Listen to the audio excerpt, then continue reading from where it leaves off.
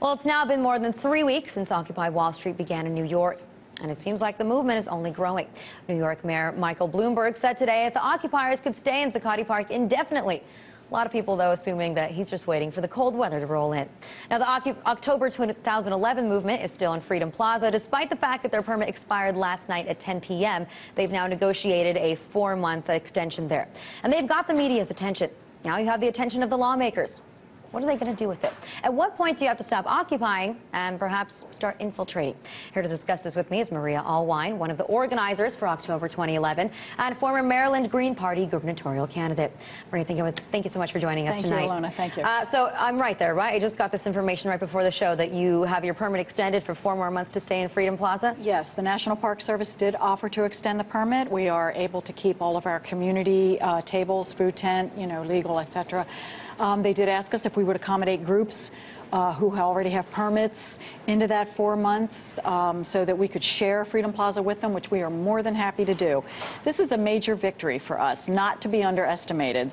The police do not negotiate in this manner with activist groups, but I think they're getting the idea that we are the 99% and they can no longer allow us to be ignored, and they can no longer participate in a process that really allows us to be ignored.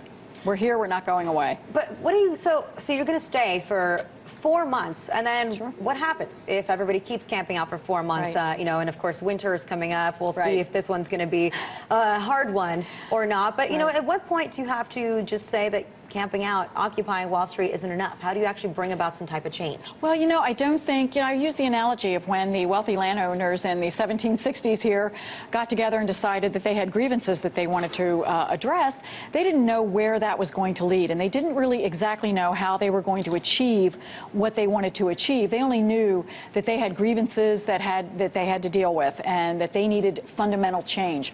I use the same analogy for us. We know what our grievances are. We know what kind of changes we want to see. We need to see fundamental changes to our economic and political systems. We need to really democratize all of these systems. And of course, all the issues that we're working on, we have 15 core issues, and all of those issues fall out from that. There are other issues as well that other people will be bringing up.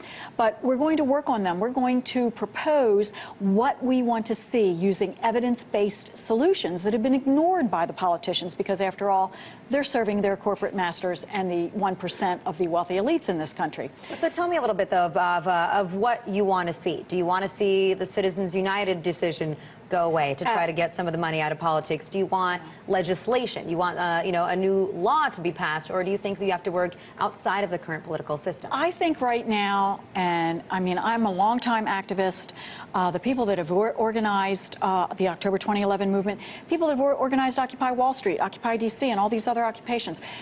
This hasn't happened in a vacuum. This has happened because people understand that the system doesn't work for us. They voted. They've lobbied, all the things that we've all done, protested, risked arrest, whatever it is. These things no longer work anymore. So I think most people do feel that we're going to have to work outside of the system. We don't think that you can go to Congress and ask them to pass a bill. Done with that. That is no longer an option. Congress is not able to function, so how in the world would they be able to pass a bill that we feel is necessary, like single payer, Medicare for all? One of our organizers, Dr. Margaret Flowers, was cut out of that completely at the beginning of the Obama legislative process on the health care back in '09. So, you don't have a responsive Congress. You don't have a responsive government. So for now, we are most definitely working outside of the system. I think the question is, do we want to get rid of the system and replace it with something else, or do we believe that it can be radically transformed? I don't think we have the answer to that question yet. Do you have your own personal answer? I know that you're holding general assemblies, that there are meetings, right? You try to find a consensus, but personally, what do you think? Do we need a massive reformation of the system, a revolution maybe? How do you actually change the system? It runs deep. It does run deep, and look, I've been a candidate for office several times in Maryland and in Baltimore City. I have done a lot of work on utility re-regulation. I've worked on wonkish kind of things, okay? I don't think the system can be reformed. For me personally, and I'm not speaking for my brothers and sisters in Freedom Plaza, in Freedom Square, but I don't think the system can be reformed. I think that it has to be done away with, and that Something else must be put in its place. I mean, let's talk about economics. Well, is there anything that you could see that you think should be put in its place? I mean, do you see a better system somewhere? You know, I see a better economic system. I am no longer in favor of capitalism. Now, it took me quite a long time. I'm in my 50s, late 50s. It took me a long time to get there.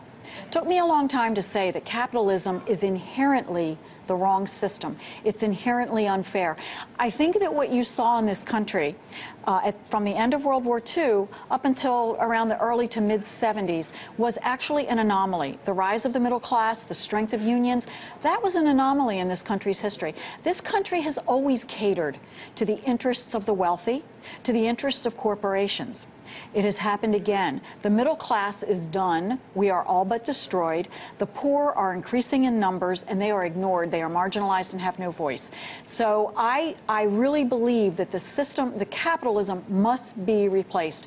I don't think it can be reformed. Socialism, communism? No. You know, I don't like the isms, okay? Because there's such flashpoints for so many people. And when you talk about socialism, people think you mean communism. And of course, communism is vastly different. Karl Marx's communism is vastly different from what you saw in Russia and from, you know, in the other countries. But no, I'm not advocating that. I think that the people themselves need to come up, I think, with what they feel is going to work for them in their communities. Having been an activist locally in Baltimore and Maryland, I know that community-based economics, worker-owned companies, you can start with that and go from there. I don't think capitalism can be regulated heavily enough to make it a fair system for the majority of people. So that's just one example. All right, Maria, I have to wrap it up, unfortunately, but I want to thank you so much for joining us tonight. And, you know, we'll see, because some people would argue that part of the reason we don't have demands, or the Occupy Wall Street movement doesn't have demands at the moment, is because they elect people to come up with the solutions. They're just here to tell them that they're angry, but, you know, it seems like there's still a lot of questions to be answered as to where this is going, how it's going to end. Thanks so much. Well, we'll see. Thank you.